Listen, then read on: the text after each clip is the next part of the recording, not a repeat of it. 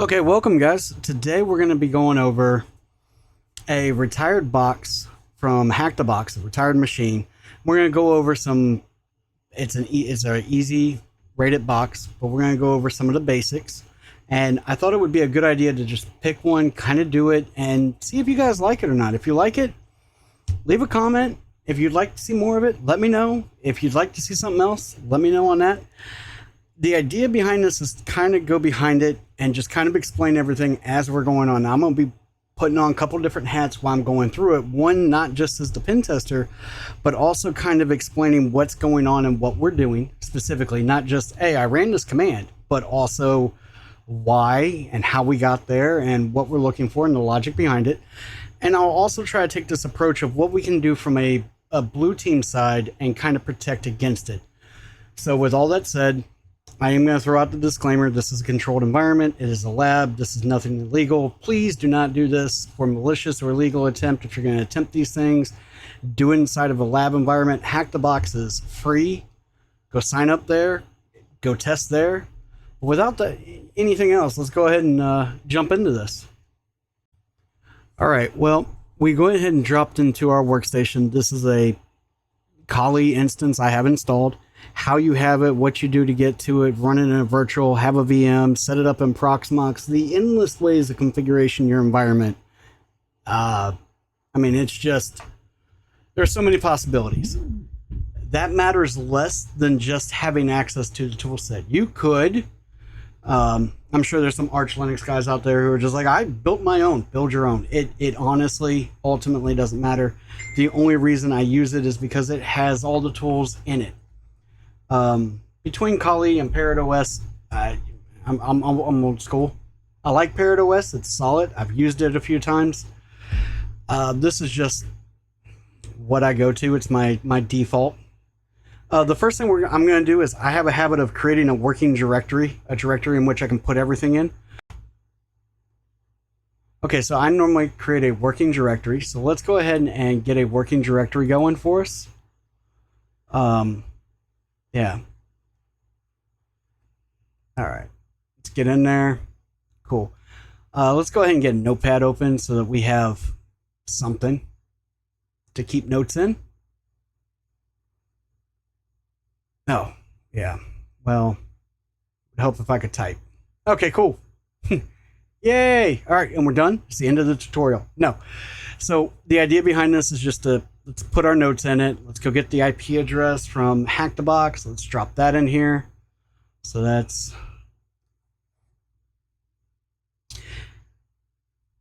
all right. Cool. We've done nothing overly special at the moment. So at this point, let's just go ahead and run a port scan on this. If you look, the port scan that I typically do, typical just running, and I'm sure there are a bunch of port scanning tools. Why don't you use Nmap? Nmap is great, and we're going to use it here in just a second, but it takes a while to run a scan, especially if you're trying to do a deep dive. I like using Nmap more to collect details, specifically once I have found the ports. What do you use to find the ports? Man, you could use MassScan. You could use, I use Naabu.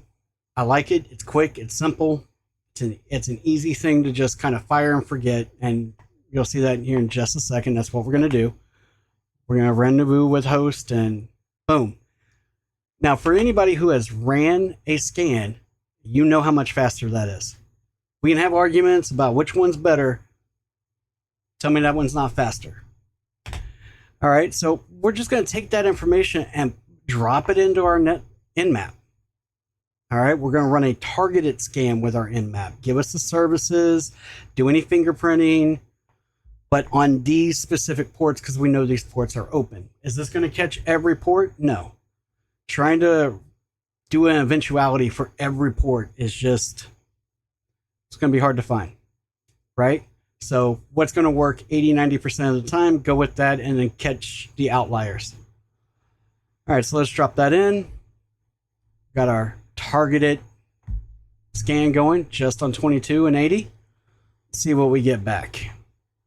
All right, and we're done. So that, again, targeted scan came back pretty quick. Let's go ahead and drop this in our notepad so we can review to it. Now, I'm going to stop here for a second. We could write this all to a file and you could read the files back and forth, but it's a lot more commands. If you don't know what's going on, it seems a little more daunting other than just referencing it. So here we go. Now, if you didn't notice right there, we see port 80 is open, right? We also see that we got an exposed Git library. So that should be interesting. Let's go take a look at that real quick. Drop in the protocol, the IP address, /git. What do we got? Oh, look. All right. So let's talk about that real quick. With the Git library, this is why you don't want it out there. And it's not just, oh, well, it's bad etiquette. It is bad etiquette. From a blue team, this is part of the reason why we sanitize what is publicly exposed and what's out there. We shouldn't just be like, love you, devs. I have a background in development, but we have a bad habit as developers of just okay, it's working, it's good, it's stable. We've got so many other things we're looking at, not necessarily looking at that. But it does make me wonder with the Git, is there anything that was possibly put into a Git commit that shouldn't have been? So we'll probably look at that here in just a second. Let's take a quick look at the website. We can see it's some type of CMS. Oh, look, it's powered. All right, what's this? Backdrop. Okay, all right, so standard thing. I need to update my bookmark. Okay, cool. Well, while I try to figure out, Past Ben tries to figure out what happened here, which is they updated their website and I didn't bookmark the new search place. So I'm going to figure that out. Having the knowledge of going and looking, and because we see it, we're immediately going to go look at CVEs. Now, could I run a vulnerability scanner? Absolutely, we could run a vulnerability scanner. Vulnerability scanner is going to catch a lot more, and that might be a way to go about it. However, this is a targeted, I'm not trying to automate this. If we were trying to automate this, there's a whole other approach to take. This is a one-off. We're going to go look. So we did find CVEs out there. Let's go see if we can find any remote execute. We got remote executable CVEs. We got 2 of them, it looks like. All right, so let's go ahead and pull those open and see how they're done. I do want to point something out. When you look at this, right, and you see that they're disputed, all right, does it show here that's disputed? Yeah, vendor disputes. Of course, the vendor disputes. The vendor dispute behind that, let's explain the logic. A pen tester found it. Somebody found it, whether it was through a bug bounty, whether it was a dev, whether it was a customer, because customer opens up a ticket, they find a bug. Let's talk about responsible disclosure. Responsible disclosure in the bug bounty world is, I won't tell anybody that I found this thing until you have an opportunity to patch said thing. Now, with different programs, there's different NDAs and different agreements, but in a nutshell, that's the takeaway. Disputed there means the vendor disagrees. It's not a bug. It's not a bug because you need an account to execute it. Okay. That is a point of contention. If I can get it to do something it's not supposed to do, isn't that kind of a bug? Regardless of the account access required to do it. So, but on the same hand, as a vendor, I don't want people thinking that my stuff is so insecure. No, you had to log in to break it. So I get where they're coming from. I just need you to keep that in mind when you're looking at these. So let's go ahead and open these up.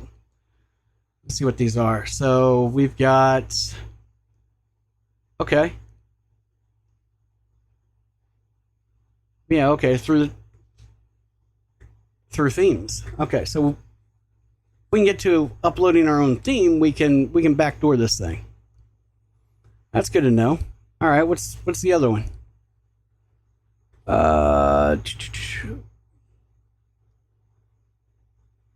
Okay.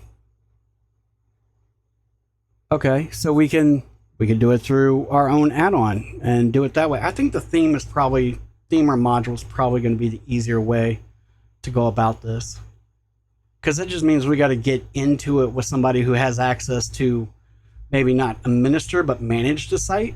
I'm not too sure how their security is set up for granularity, but I think that's probably going to be what we're going to look at. So we're going to look at that.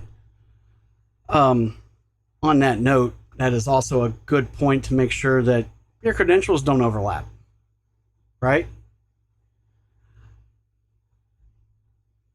Yeah, there's so much there in the Git. All right, so with the Git, there's a couple ways we could do this. Because it's openly exposed, we could just do a recursive wget, right? And download everything, but it's not really going to package everything back together for us. We'd have to rebuild the Git repository. If only there was a tool out there that could... Now, let's back up. Let's say it was exposed, but I had to know the locations. Like I had to go into URLs and like type in the locations, right? If I had to do that and I had to enumerate it, it might take me a minute to run directory enumeration through Dirbuster or Fuzz or whatever tool, and then recompile the Git library. So if there's a tool out there that will do it for me, I say we need to look at that. And there is a tool, I happen to know of it. It's Git Dumpster. We're going to find it here in just a second.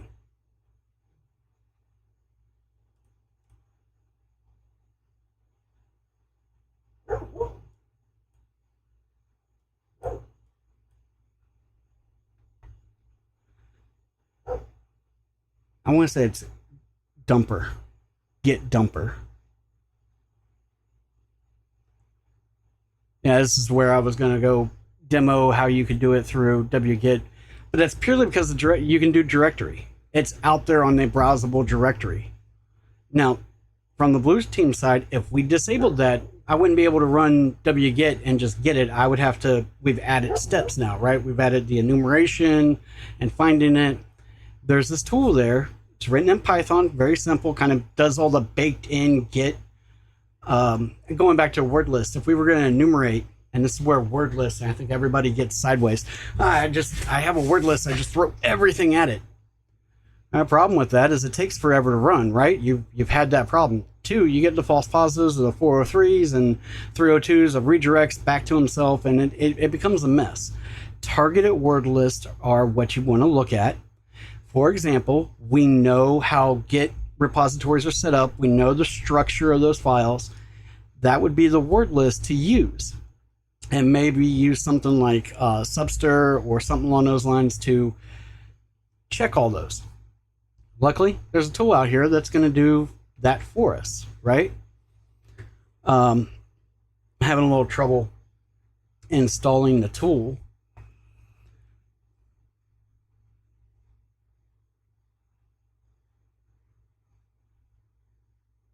All right.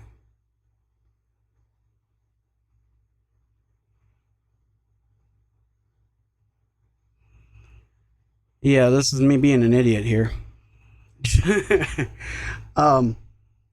Typing is important. That's why you'll see me do a lot of copy and pasting on things. I'm sitting here and I'm like trying to troubleshoot why I can't do an install when it's because I did the install. I did it wrong. I typed it wrong. For those of you who are acute, instead of doing Git Dumper, I typed in Git Dumpster. The problem with that is that I think right about in here is where I caught on that I typed it wrong. And that's why I wouldn't install. So we're just going to skip ahead here just a little bit. Just in case you are curious, the reason I did it this way. I did the video in this format where I've recorded me doing the attack, and then I'm doing where I'm talking to you over top of it. The idea behind it is that trying to do one and the other, I could try to do, but then I'm talking to myself and it becomes a very lengthy video. If it's something that you would like to see, I can do that, right? But as a general concept, all right, have I caught on that I was an idiot? That past Ben was mildly retarded, brain damaged? Yes, I did. Yeah, we're going to try doing that. And oh yeah, it's a managed environment. All right, so let's do type X on the same thing.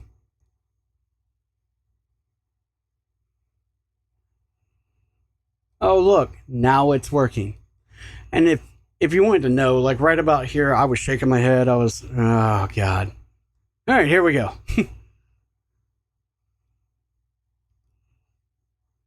Again, with the typing. Typing is fundamental.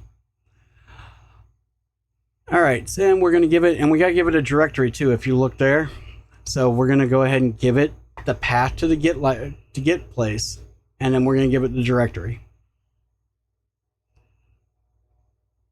Not the slash, just there you go. All right, and it goes. Now this is all in real time. It's not me at hands-on keyboard. This is so I could have a fluent conversation with you and not, I don't know, hemming and hawing and pausing while things are running. And there's a lot of ADD chasing the dopamine that happens while I'm doing this type of work. So it's very dopamine driven. What can I do? What can I see? What can I break? What can't I do? Things like that. All right, so let's go inside here and see what we can find. It's reconstructed it for us. We got a settings.php. We got a files. There's a README. RTFM, always do the README because you don't know what's going to be in there. It's good stuff in README sometimes. Settings is another good thing to look at. People put database passwords, clear text in there. They put credentials, clear text in there. Find all types of wonderful things in settings. Oh, we got a whole list of settings. Man, I am not going through all these JSON files. All right, so let's just do a quick check to see if any of them are linked to that CMS. We know we're doing that CMS. So let's see if there's any named settings there for that. No, that's fair because they seem to all be tied to it. So why would it use its name? Fair enough. Fair play, I guess.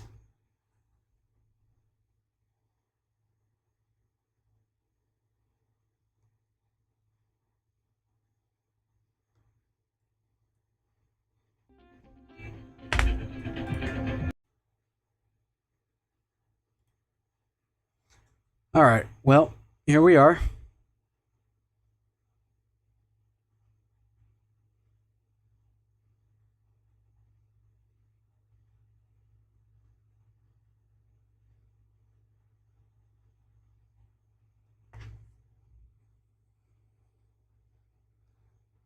All right, so we have things that we know that they don't want robots to go look at. Maybe they're weak spots, maybe they're DDoS locations. They're point of interest. We can come back to it. We're not going to make a note of it because we have a note of it. All right, so let's see what's in the settings. Let's go up, see what we find. A lot of commented out things. Is there anything set in the settings or is it all commented out? It was a lot of commented things, but there's something right there of note. So for those of you, I'm going to pause that real quick. For those of you who don't know, that type of connection string right there, that's the password to the DB that's used. That's the root password for the database. Because they just put the connection string in there. Now, here's the takeaway, right? The GET was posted. This is a configuration setting. But this highlights, as a blue team, you need to look at it from a defense standpoint. This is why we want vaults for our code. This is why we use password vaults or key passes. This is why we don't just put them as raw text strings, or maybe we load them some other way, but not having them in clear text in a file like this. Is because if it does get exposed, there it is. Now, to the point, I don't remember seeing MySQL open as a port. Just port 80, just port 22. So it's not like we could just raw connect to it, but if it was exposed or we had another box we could pivot from, absolutely. And what else do we have here? Oh, we got 2 locations for other config files. Cool. Let's go make a note of that.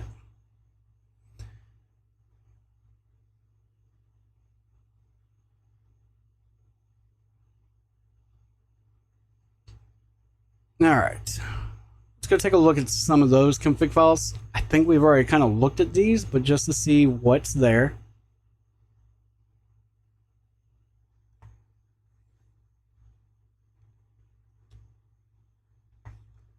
We saw that there's a staging and there's essentially a staging and a production. We're going to go look at it. I think they called it active. All right, same basic files we were looking at previously. Cool. All right, well, let's do a quick look real quick. Yeah. Let's do a quick look for... Nope. Nothing there. Cool. Well, if we do look, like maybe there's a domain, maybe there's a host name.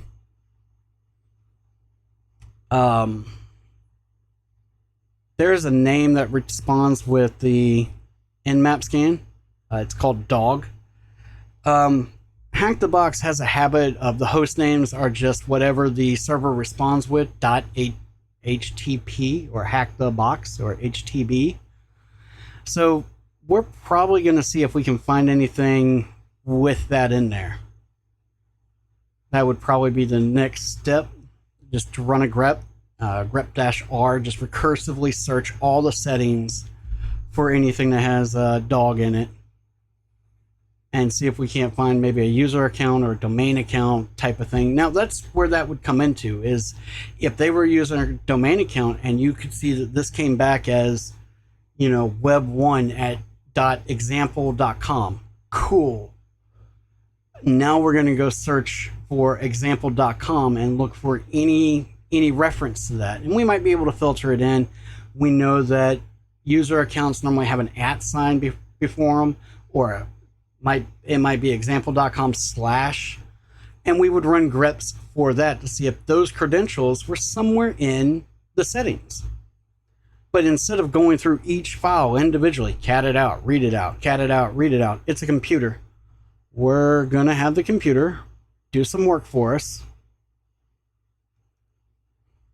I'm rerunning the scan here just to see if we can actually tickle it to get a host name back, but it doesn't. It's not a SSH service, so it's not responding with the server name. Cool. Just gonna, yeah, see, we didn't get anything new.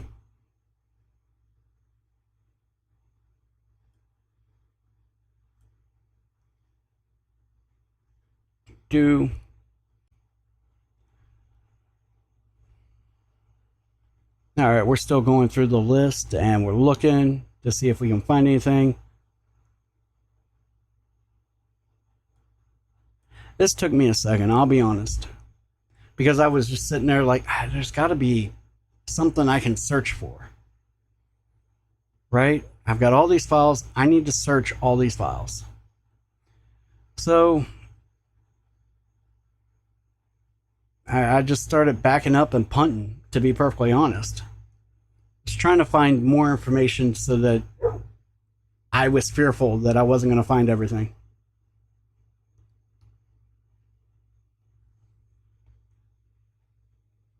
The same type of technique, though, you can use for everything if you're searching for anything. See, we got a bunch of stuff that came back. A lot of watchdog, which is probably some type of daemon watching services. So we got some logs in there. Let's see if we find anything for the .htb on the end of that. We do. We do. What do we get? We got dog add, and then, oh, hey, that looks like an actual login up there. All right, you guys see it? Let's take a note of that. Right here.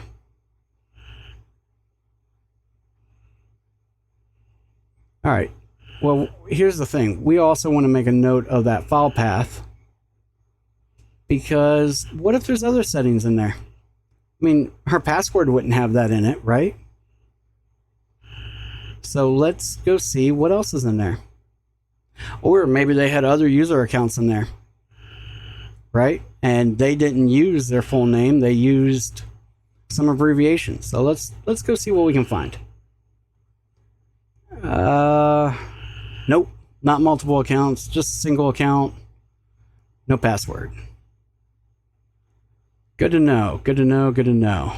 But does it log into the website? So let's check that. You know, can we, did they have the bad human habit of using the same username and the same password? So there's the username. Let's just go see if we can find the DBA, because I mean the DBA is probably who set it up, or some developer did. So we'll go see what's in there. No thank you. Yep, same password. And here's the thing, this account probably isn't active.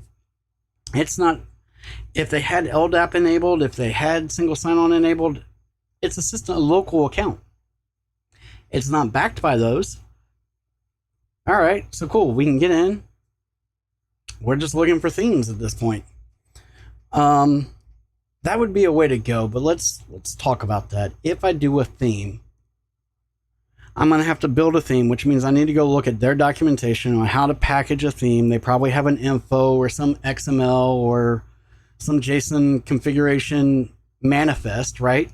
Along with the file, the actual deliverable, which, I mean, I would need to code or could possibly rip one just from GitHub, like a PHP console type thing. I don't know that I want to actually do all that. Again, this is supposed to be an easy box. So I bet you we go look, we can upload. We can probably upload files.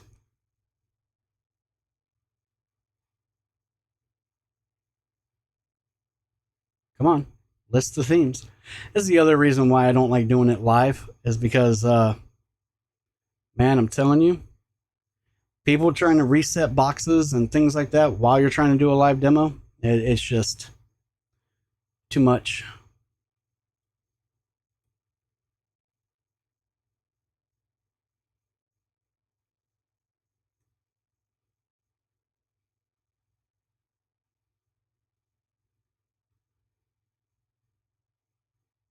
All right, so we can get to the themes. It's right up there.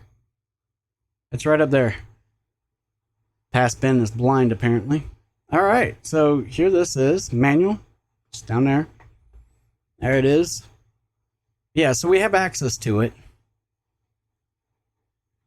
Cool. But again, we'd have to build our entire payload, which is not the end of the day to handcraft a payload. If that's something that you would like to see get done, let me know. I'll do it. It's not above me.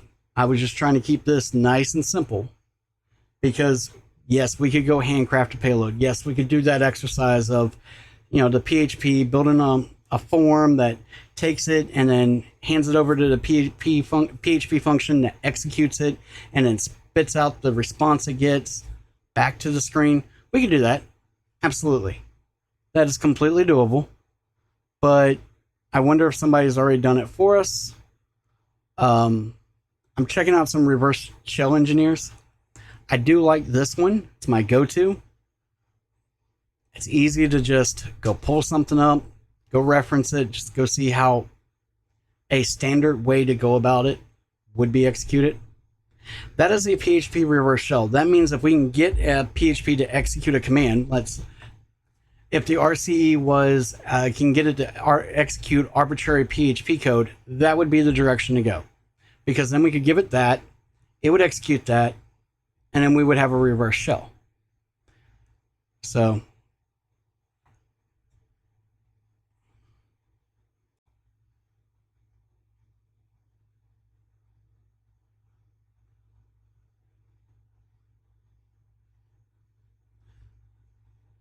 da, da, da, da, da, da.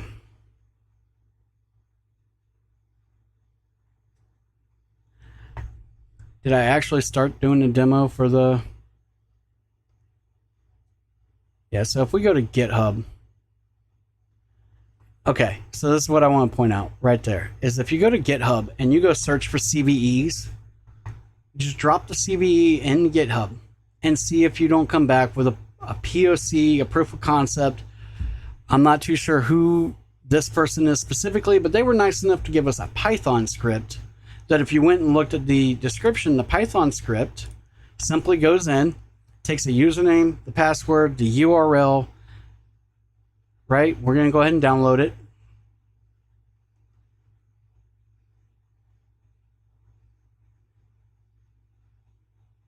All right. It takes the URL, the username, the password, my IP address. So the IP address of my VPN connection.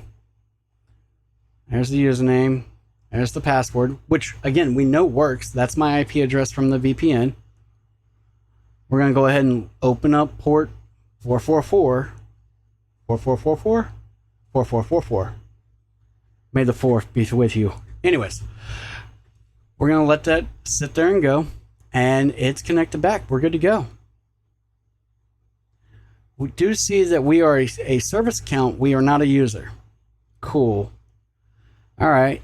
Well, I just got a list of users here. Let's go see if any of them reuse the same password. And how about you? Did you reuse the password? Are you the same person? Nope. Cool. What's that other account? John Cusack. Let's try John Cusack. So we'll switch user to him. Her. I would assume him. It's dangerous to assume in 2025. Paste.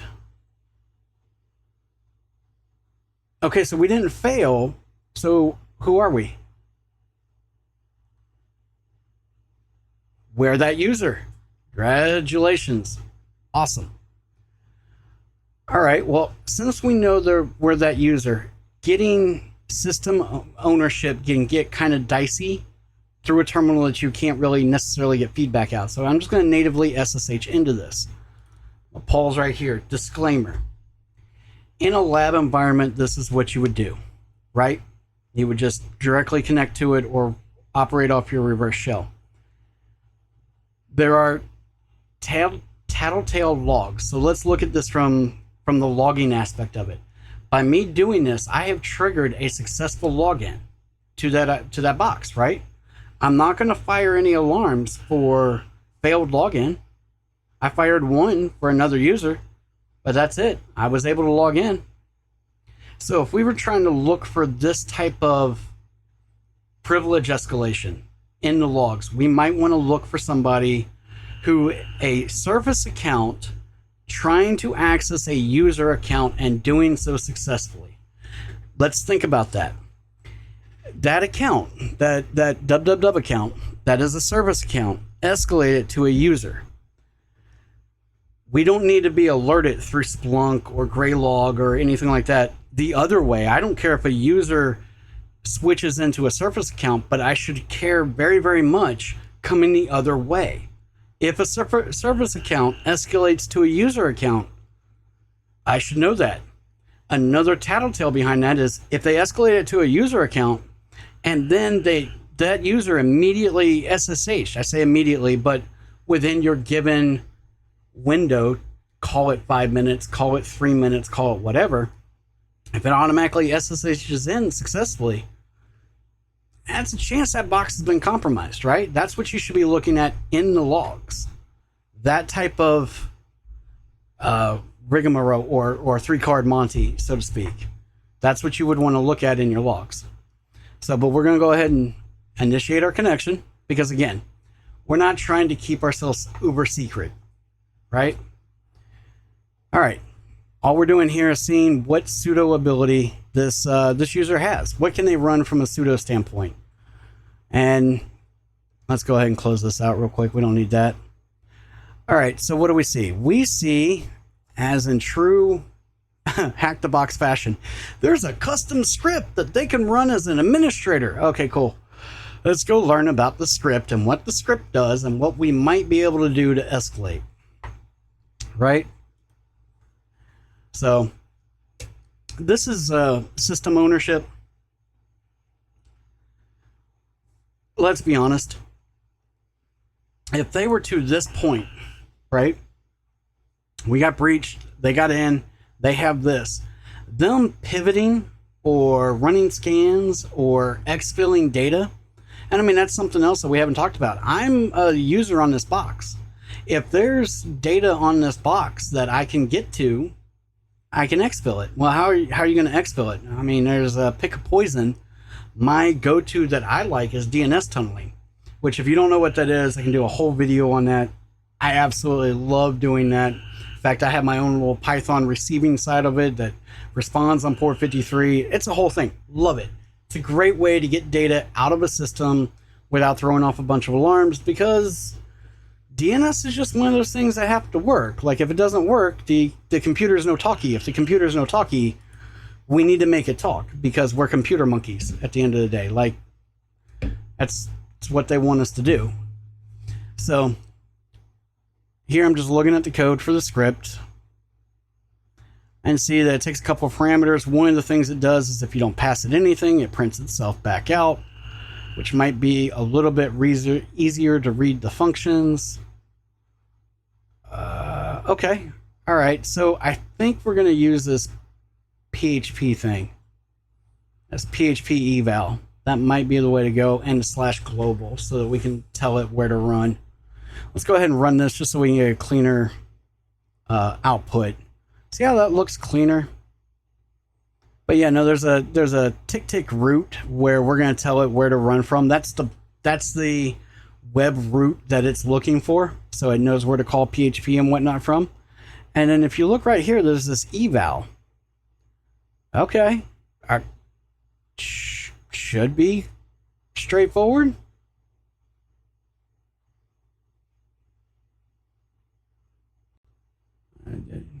Root, give it its location.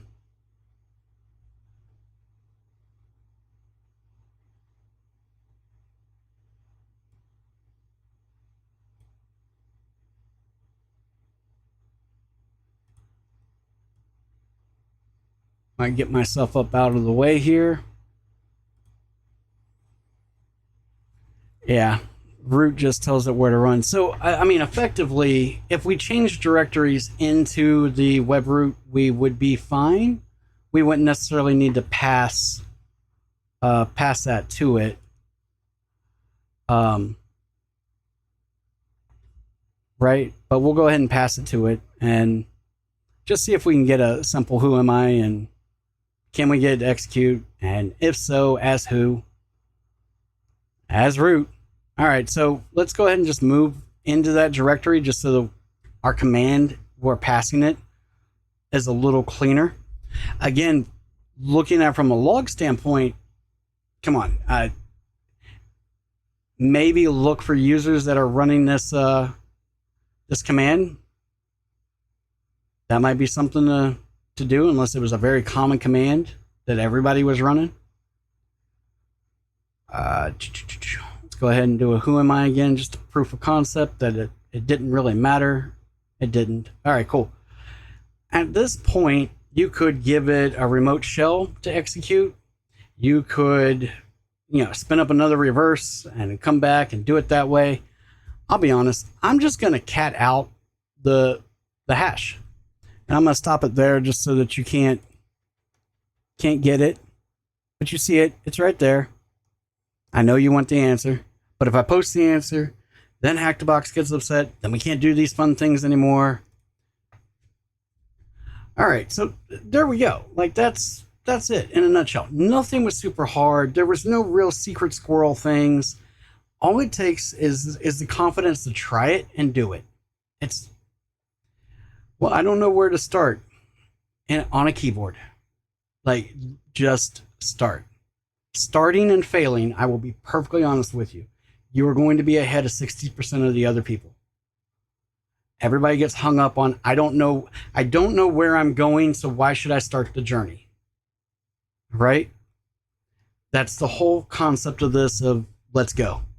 Let's just bloody go. I don't know where we're going, but we're going to go there together.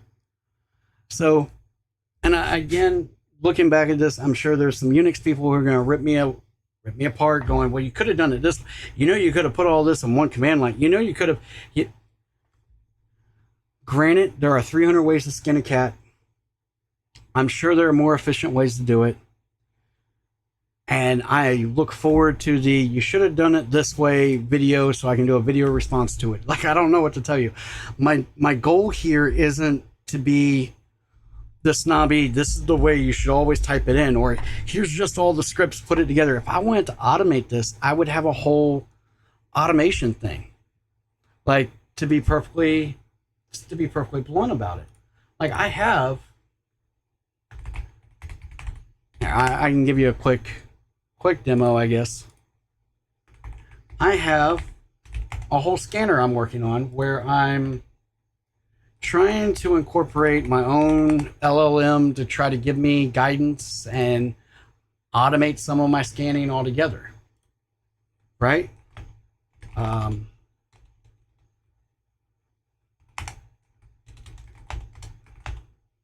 Oh, just occurred to me, you can't see what I'm doing. Da-da-da.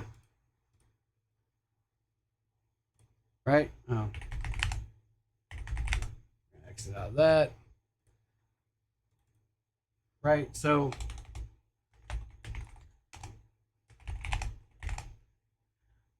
I've got this whole thing I'm working on here where this just kind of works. It runs a recon, it runs a scan. I do this primarily for my bug bounty program, right? So that when I'm trying to hunt for bugs, a lot of the recon is done for me. A lot of the URL enumeration is kind of done for me. The subdomain enumeration is kind of done for me. And I do that just from the standpoint of some of these targets are so massive. The assets are so big. If you're not automating it, you're not going to find it.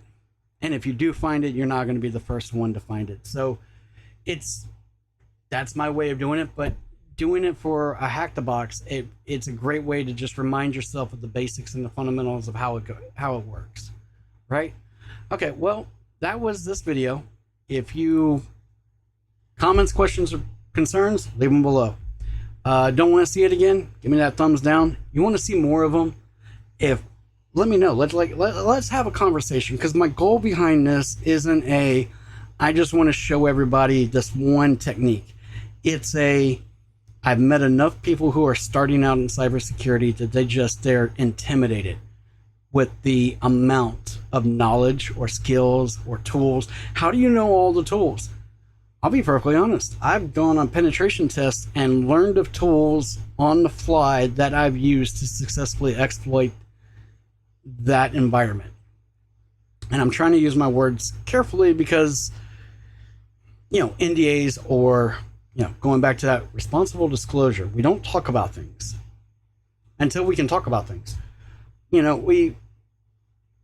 don't do those things. So I'm not going to sit here and say that every tool. I'm sure if you go ask most of the pen testers out there, they have tools that they use that they like, but they're always discovering new tools, new ways to do it, new this, new that. Like, it's a whole learning thing. It's always looking for a good tool. You're not a script kiddie for running a tool. All right? Because you coded it yourself, yes, you should understand what the tool does. Because it's not going to do you any good if you're just blindly running scripts, which in my mind, that's where the concept script kiddie comes from, where you are blindly running scripts and throwing them against the wall and seeing what sticks. If that's what you're doing, hit or miss, right? You're going to be successful on some, you're going to miss others. If you know what the script is doing and you're running them with a purpose, you save time because you didn't code it yourself. So I'll leave you with that. Again, look forward to hearing from you. Until next time.